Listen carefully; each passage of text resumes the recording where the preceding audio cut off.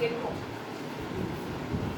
हमको दिया है person is moving eastward with a velocity of 4.8 kilometre per hour. एक पर्सन है, वेलोसिटी ऑफ अ पर्सन कितना 4.8 किलोमीटर पर आवर, किस तरह चल रहा है, ईस्ट की तरफ।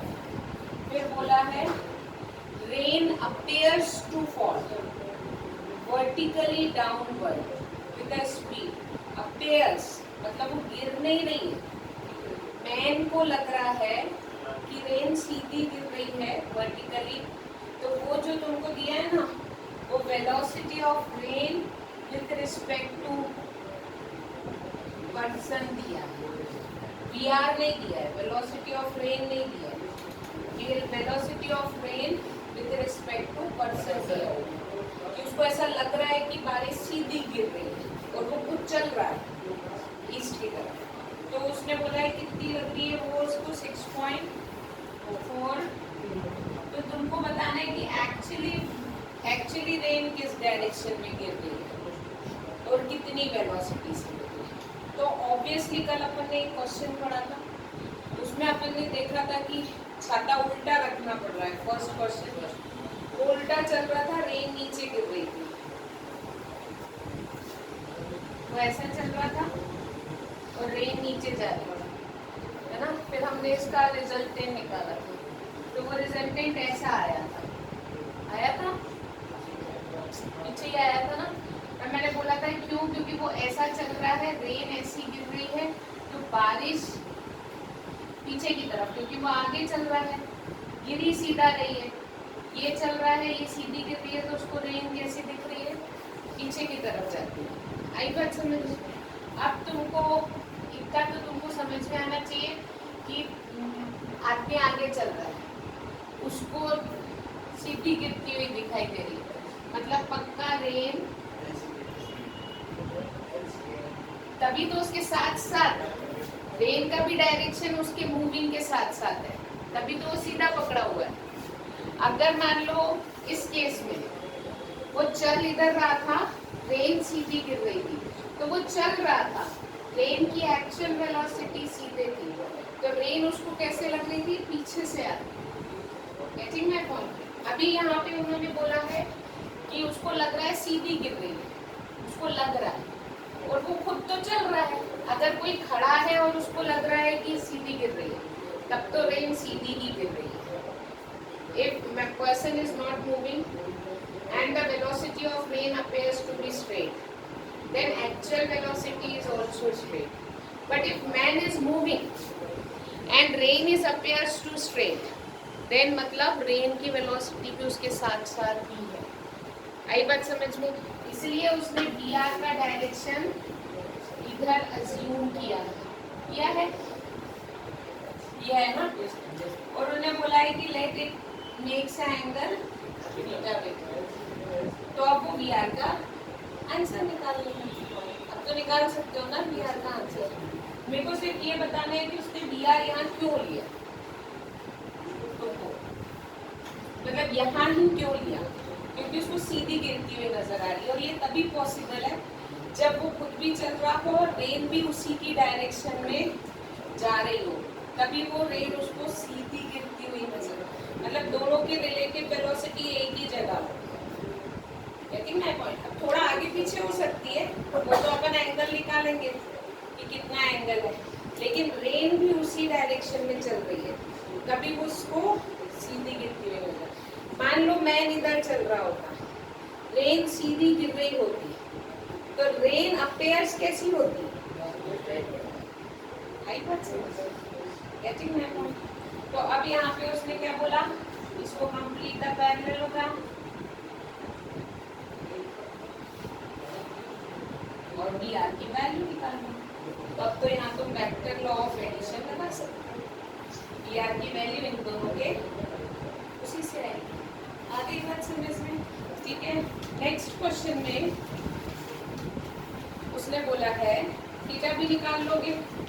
नेक्स्ट क्वेश्चन में उसने बोला है rain is falling vertically with the speed of, मतलब अब रेन कहाँ गिर रही है, CB, actual velocity of train is vertically downward with a speed of 35 meter per second. सिर्फ नीचे गिर रही है. Wind start blowing after some times with a speed of 12 meter per second in east to west. East to west मतलब इधर. Velocity of wind ऐसा हवा चलने लग गई. तो ये तो तुमको पता ही है कि अगर हवा इधर चलने लग गई कितने से 12 मीटर पर सेकेंड, तो जो रेन है उसका डायरेक्शन बदल जाएगा. Velocity of rain with respect to हवा से तो बारिश इधर आने लग जाएगी. निकाल लोगे गेटिंग दैट पॉइंट. अब जो नेक्स्ट है वो है, ये पढ़ा नहीं, इलिस्ट्रेशन ऑफ क्रॉसर.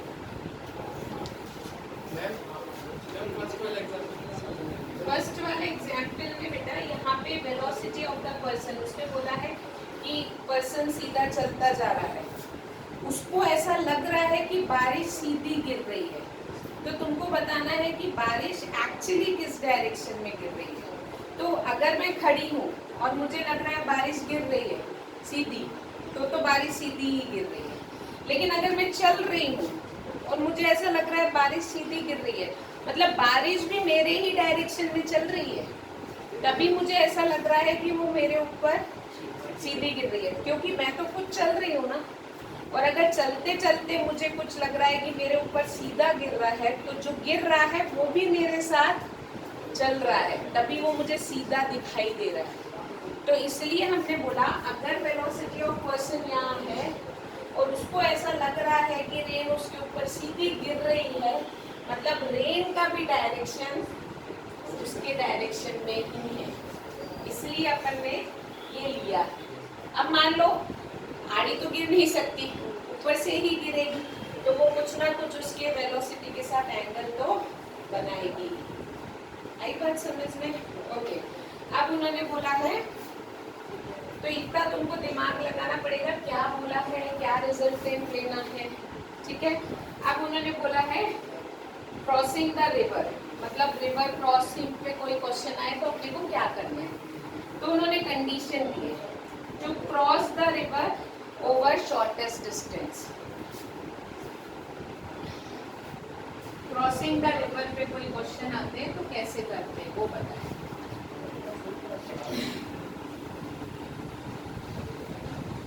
ठीक है. उन्होंने बोला है this is the width of the river, है ना, और वेलोसिटी ऑफ द रिवर इस डायरेक्शन में है, लहर इधर चल रही है. उन्होंने बोला है to cross the river over shortest distance. अगर मुझे कम से कम डिस्टेंस में रिवर को क्रॉस करना है तो मुझे सीधा जाना पड़ेगा. अगर पानी रुका हुआ है तो, अगर पानी रुका हुआ है तो मैं सीधा ऐसे चली जाऊंगी. This is the shortest possible distance. Yes और नो? लेकिन अभी क्या बोल रहा है कि पानी रुका हुआ, पानी के पास एक वेलोसिटी है in the direction of R, ये ऐसा जा रहा है. The man should swim.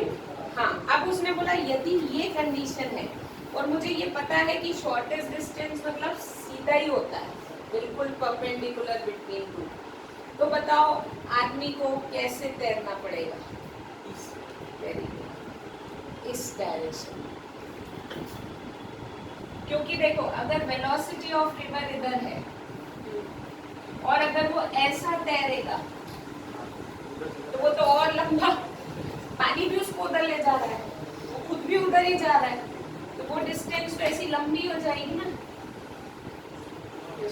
उसको चाहिए कि वो सीधा जाए, लेकिन पानी की लहर तो उसको उधर लेके जाएगी ना, तो उसको कैसा तैरना पड़ेगा. तो उसकी रिजल्टेंट वेलोसिटी होगी ये. अगर उसकी एक्चुअल वेलोसिटी होगी ये. क्यों? क्योंकि वो तो इधर जा रहा है, तो इस वेलोसिटी को कौन सपोर्ट कर रहा है? VR. ये ऐसा जा रहा है, VR उसको वहां ढकेलेगा, तो वी आर उसको सपोर्ट कर रहा है ना उसके स्वीप में। तो ये जो उसकी वेलोसिटी है उसको वी आर अगर धक्का देगा तो वी एम आर क्या हो जाएगा, सीधा हो जाएगा। This is the shortest distance. आई बात समझ में? तो अगर रिवर के पास वेलोसिटी है और उसको शॉर्टेस्ट डिस्टेंस में रिवर को पार करना है तो उसको अप स्ट्रीम चलना पड़ेगा। अप स्ट्रीम मतलब क्या होता है, लहर के ऑपोजिट, लहर के तो वही उसने बोला है, the man should swim up stream making an angle theta with the vertical. उसको ऐसे चलना पड़ेगा ताकि वो कम से कम डिस्टेंस में रिवर को क्या कर सके, क्रॉस कर सके। आई बात समझ में? तो उन्होंने बोला है, ये सब आ गया फिगर समझ में? अब कर लोगे मैथ्स, फिगर ही समझ में आना चाहिए, फिर एंगल वेंगल वो सब तो तुमको ट्राइंगुलर लॉ आता है बनाते। आई बात समझ में? अब निकाल लोगे तुमको जो क्वेश्चन बोला है। ओके, उन्होंने अब उसका क्या दिया है, देखो नीचे तो उसका फॉर्मूला दिया है कि tan थीटा कैसे निकालोगे। टाइम टेकन क्या होता है, डिस्टेंस अपॉन वेलोसिटी। तो अगर रिवर की विड्थ कितनी दी हुई है, d, तो टाइम क्या हो जाएगा, speed is equals to distance upon कितनी वेलोसिटी है उसके पास, VMR। तो इतने टाइम में वो रिवर को क्रॉस करेगा। A point, time taken to cross the river. फिर B point, to cross the river in possible shortest time. कम से कम टाइम में क्या हो सकता है, कम से कम टाइम में वो कैसे करेगा। ये कल तुम करके आओगे दोनों क्वेश्चन, मैंने तुमको हिंट दे दिया। कल तुम ये एग्जाम्पल 8 और एग्जाम्पल 9 पढ़ के आना। नहीं समझेंगे तो मेरे से पूछना, नहीं तो ये करना कैसे हुआ, दिमाग लगाना पड़ता। आई बात समझ में? कर लोगे? ठीक है, आज पढ़ाऊं प्रोजेक्टाइल मोशन।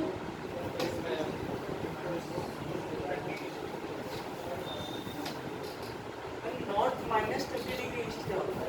हाँ, नॉट माइनस नहीं है, वो लिखा है नॉर्थ 30 डिग्री ईस्ट वो वाला।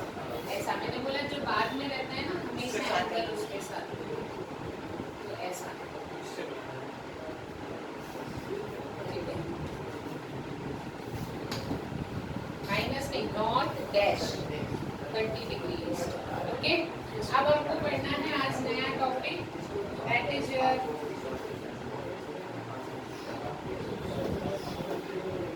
Projectile motion.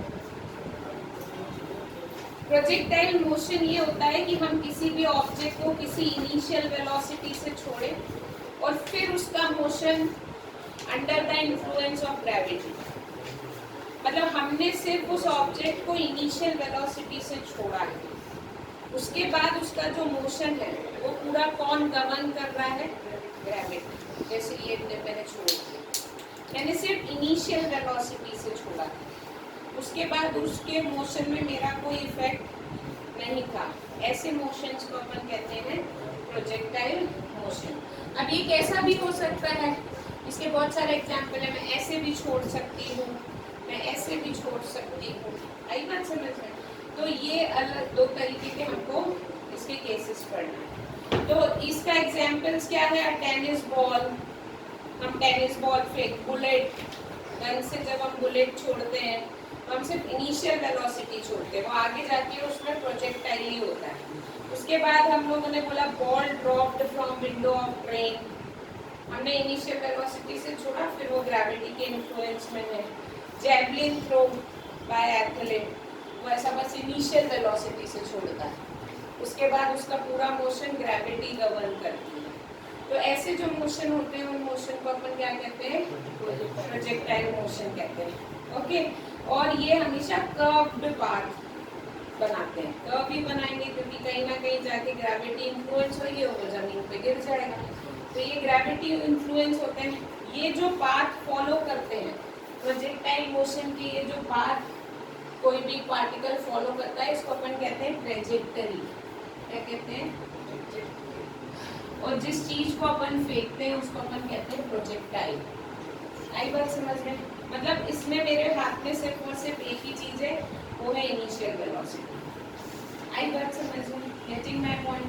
अब इसमें कुछ उन्होंने अजम्पशन करे, मतलब हम यहाँ कुछ चीजों को इग्नोर कर रहे हैं, जैसे हवा का रेसिस्टेंस हम नहीं मान रहे, हवा कुछ रेसिस्ट कर रही है, मोशन ऑफ द अर्थ नहीं मान रहे, रिलेटिव वेलोसिटी अर्थ के साथ साथ, तो हम वो सब का हम स्टेशनरी मान रहे, और एक्सेलरेशन हर जगह पे कांस्टेंट।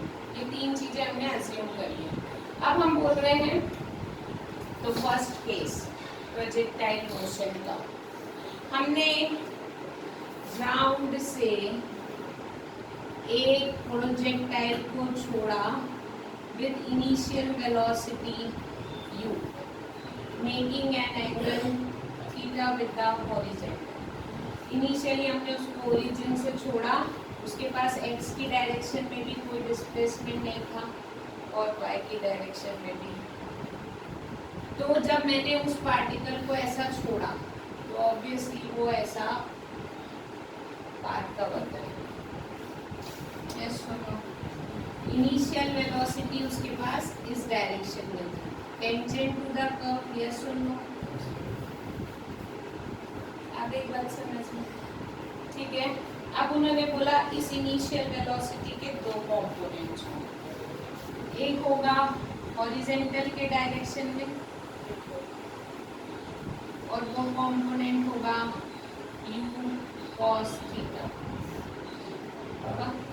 और इस वेलोसिटी का y के डायरेक्शन में कंपोनेंट होगा जो होगा u sin थीटा। ऑब्वियसली उसके पास दोनों डायरेक्शन में मोशन था, तभी वो ऊपर भी गया और सामने भी गया। अब जैसे जैसे वो पार्टिकल ऊपर की तरफ जाता जाता उसका ये कंपोनेंट छोटा होता जाता है। क्यों? क्यों? क्योंकि उसको एक फोर्स नीचे खींच रहा है। कौन सा फोर्स? इसलिए उसका जो ये u cos थीटा होता है, that is constant through out the motion, जिसके कारण ही वो सीधा तो जाता ही है। आई बात समझ में? लेकिन जैसे जैसे ये ऊपर जाता जाएगा टिल द मैक्सिमम हाइट, ये कंपोनेंट उसका छोटा और छोटा और छोटा और छोटा, और यहाँ आके जीरो। यहाँ आके उसके पास एक ही कंपोनेंट रहेगा मैक्सिमम हाइट पे। ऊपर तो अब जा नहीं रहा, ऊपर वाला कंपोनेंट खत्म, इसलिए क्योंकि उसके पास इनिशियल वेलोसिटी का जितना भाग ऊपर को सपोर्ट कर रहा था वो अब अपनी हिम्मत तोड़ चुका है यहाँ जाके, तो अब उस पर सिर्फ एक ही फोर्स कर रहा है। कौन सा? नीचे वाला। इसलिए इसके बाद इसके पास दो कंपोनेंट आ जाते हैं, ऐसा, फिर ये और ऐसा, फिर ये और ऐसा, फिर ये और फिर उसके बाद वो आगे वेस्ट पे ग्राउंड पे टच कर जाता है। आई बात समझ में? तो थ्रू आउट इट मोशन उसके पास u cos theta is constant, लेकिन u sin theta is changing with the position. आ गई बात समझ में? तो अब हमको इस प्रोजेक्टाइल मोशन में ये निकालना है कि वो जो मोशन है उसकी कितनी मैक्सिमम हाइट होगी, उसका कितनी दूर जाके वो गिरेगा और कितने टाइम में गिरेगा, टाइम ऑफ फ्लाइट। ये तीन चीजें हमको कैलकुलेट करनी। अभी बात समझ में? Very good. थोड़ा थोड़ा तो पढ़ने जैसा हो गया, ठीक है। अब देखो इक्वेशंस ऑफ पाथ, तो उन्होंने बोला है at time 0 x is 0 and y is initial time पे, ना तो उसके पास x पे कोई डिस्प्लेसमेंट था और ना उसके पास y पे कोई डिस्प्लेसमेंट था। After some time t1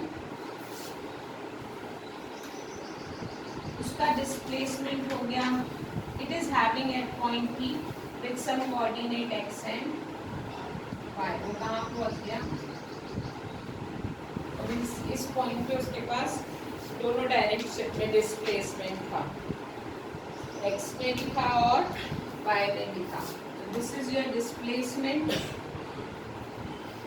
x and this is your displacement y at point P। आगे बात समझ में? ओके, t टाइम में उसने इतना किया। अब उन्होंने बोला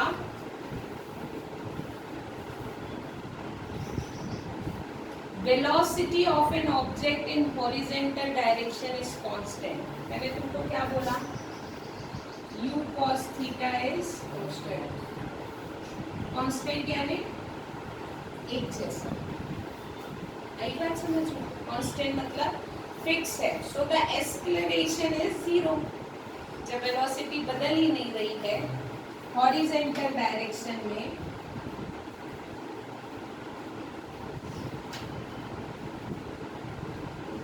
तो इसका मतलब है ax is equals to acceleration in the direction of x should be 0 क्योंकि velocity is not changing।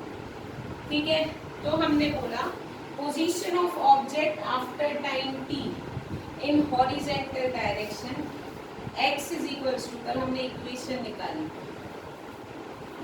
x at any time t is equals to x0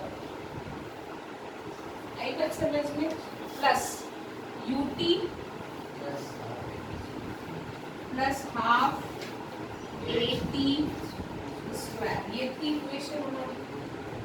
आई बात समझ में? तो x of t is equals to यहाँ से हो गया, यानी अपन ये x निकाल रहे हैं। This is x of t time पे x distance.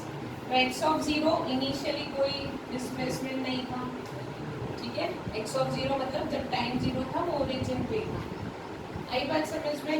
ux is u cos plus this is 0।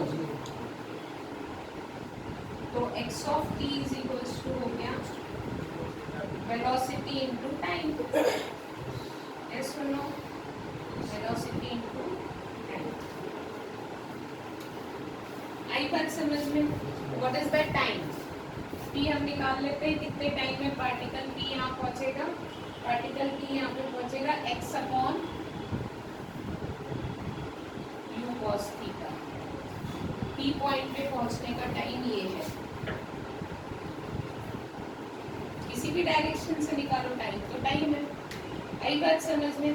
अब अपन y की डायरेक्शन में देखते हैं, o y निकालेंगे, ठीक है। तो ओ वाई निकालने के लिए यही इक्वेशन लगाती हूँ, इसको इक्वेशन बन देता हूँ। y at any time t is equals to y of 0 plus u by t plus a half a by t का स्क्वायर। आई बात समझ में?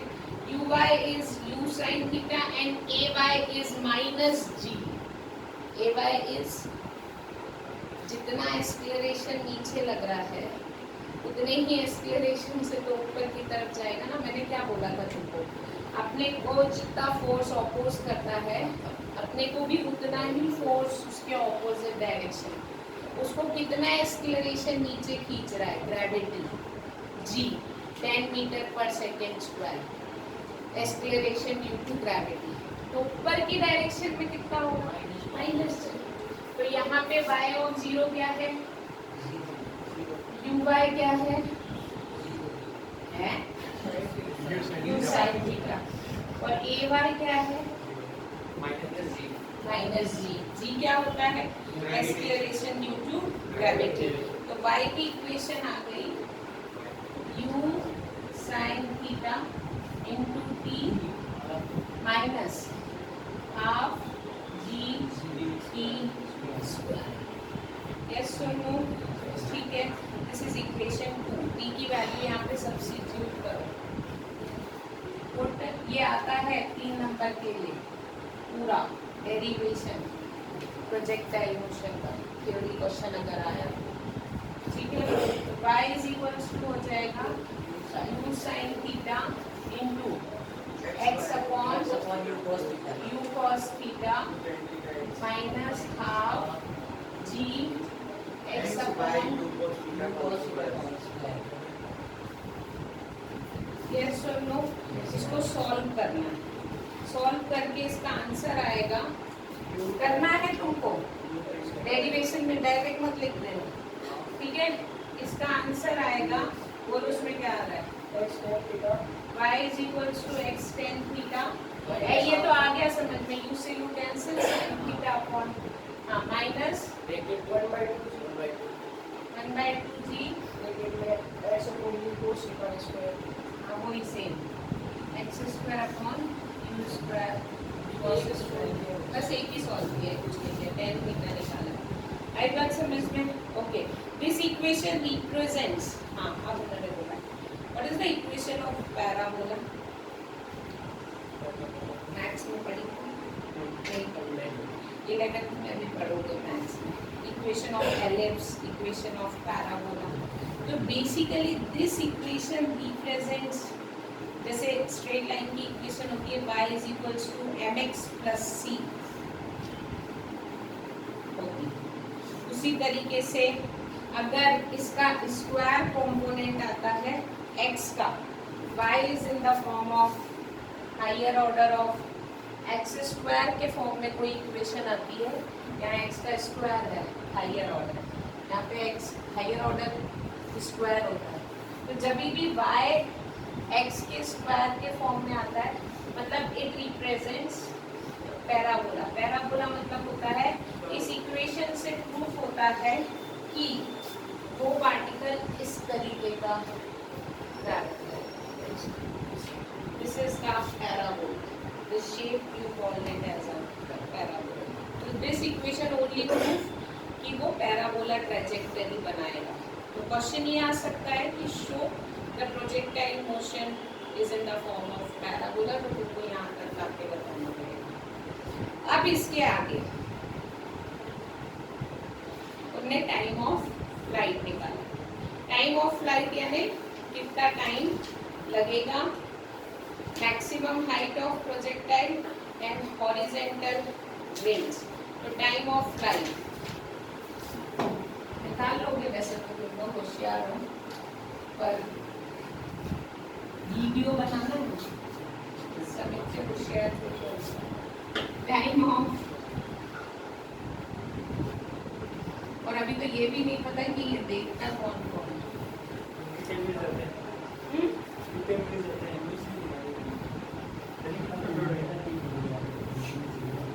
20-25 टाइम ऑफ फ्लाइट यानी it is defined as the total time of flight and it is represented by capital T। उसको पूरा time कितना लगेगा। Total time of flight consist of 2 part, time taken by object from O to H, ये बता दिया figure, highest height तक जाने के लिए, and it is also known as time of ascent, इसको बोलते हैं बढ़ता हुआ, ऊपर की तरफ जाने वाला। फिर उसको दूसरा अपन पढ़ेंगे नीचे तक आने वाला। आई बात समझ में?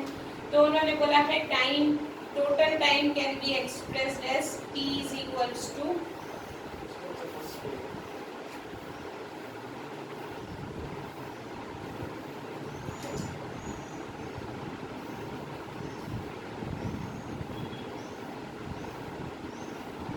ये तो पहले ही आधे टाइम में ऊपर जाएगा और आधे टाइम में नीचे आएगा। अब उन्होंने बोला था vertical component of velocity of object become 0 eight highest point. मैंने तुमको बोला यहाँ पे जाके वेलोसिटी का वर्टिकल कंपोनेंट क्या हो जाता है, 0 हो जाता है। मतलब let us consider vertical upward motion of object from 0 to h। uy हमारे पास क्या था, initial velocity in the direction of y is u sin theta, ay is again minus g, and you are having t is equals to p by 2 and u by मतलब होता है final velocity in the direction of y। तो initially जब वो चला था तो उसके पास इनिशियल वेलोसिटी थी लेकिन जब वो ऊपर पहुंच गया तो उसकी final velocity in the direction of y क्या हो गई थी? 0। ठीक है, तो हम लोगों ने यहाँ से लिखा है v is equals to u plus a t, तो v y is equals to u by plus a by t by 2। Yes और नो? क्योंकि आधे टाइम के लिए ऐसा होगा तो हम इसमें यहाँ लिख देते हैं 0 is equals to U sine theta minus G T by 2। तो यहाँ से टी निकालो, टी इज इक्वल्स टू आएगा 2 यू साइन थीटा।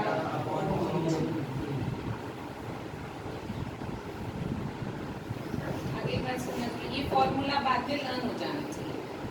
अभी अपन डिराइव कर रहे हैं, न्यूमेरिकल में ये फॉर्मूले डायरेक्ट यूज करेंगे। आगे बात समझ में। उसके बाद निकालना है मैक्सिमम हाइट और हॉरिजॉन्टल रेंज, तो निकालो डेरिवेशन। मैक्सिमम हाइट मतलब कितना ये distance, this distance, and range this distance, ये तुमको निकालना है। ठीक है, कल सुनो मेरी बात, मैं एग्जाम्पल 11 तक का चेक करूंगी। Getting my point? इतना करके आना है, रिवर क्रॉसिंग वाला भी और प्रोजेक्टाइल मोशन भी। ओके?